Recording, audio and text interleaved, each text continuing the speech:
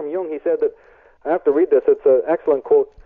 If we have time, he said, Sure. if things go wrong in the world, this is because something is wrong with the individual, because something is wrong with me.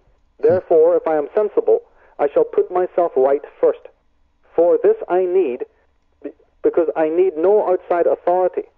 Right? Outside authority, he says, no longer means anything to me, so I need a knowledge of the innermost foundations of my being, in order that I may base myself firmly on the eternal facts of the human psyche.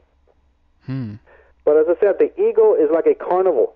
It creates this super drama so it can troubleshoot and troubleshoot and troubleshoot all this manufactured chaos in our daily life, so that we're so burned out psychically from that, and we're so burned out physically from working and from, trying to gain the approval of other idiots. So we burn our circuits out that you don't have any reflective quality anymore, because it does take a certain amount of homework, you see.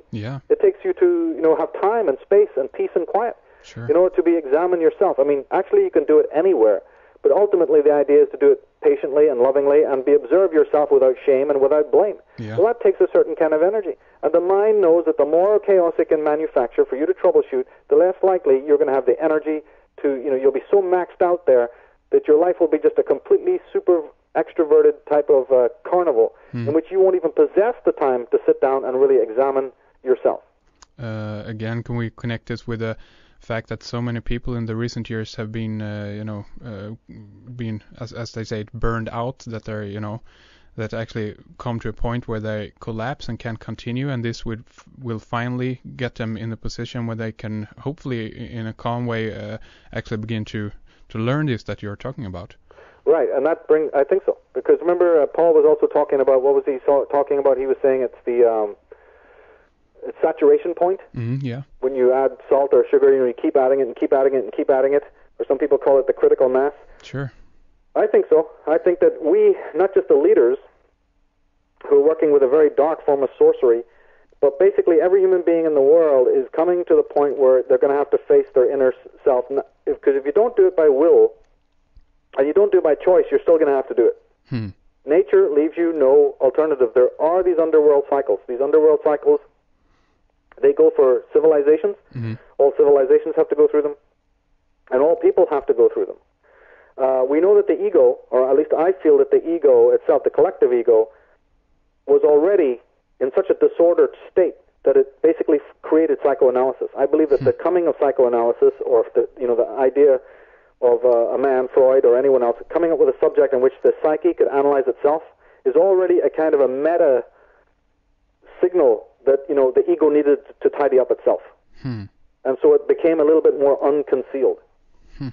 Because first, man didn't even analyze himself, except very, very, very few people in the world. So I believe that the dawning of the age of psychoanalysis was sort of permitted by the world ego, or the mind, in order so that it could sort of troubleshoot itself, because it was just in such a schizoid state. This is what I believe. Interesting. So even from the time of 1930, I see that we're already counting down to a time in which we could be ending, a cycle of the ego.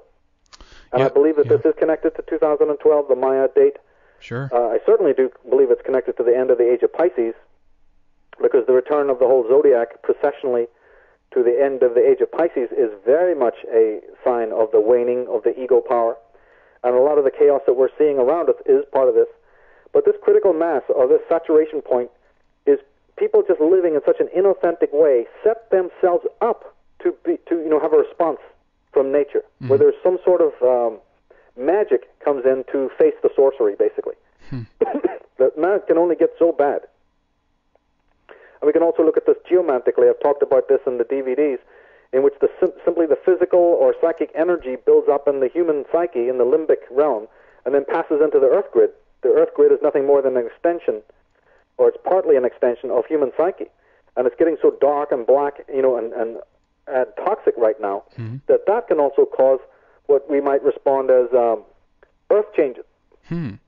So that the so-called earth changes are precipitated by human consciousness. This is another important element what people got to realize, because otherwise, again, they're going to be pointing to that as an escape. Just, oh, look, act of God, freak of nature, and something came about to...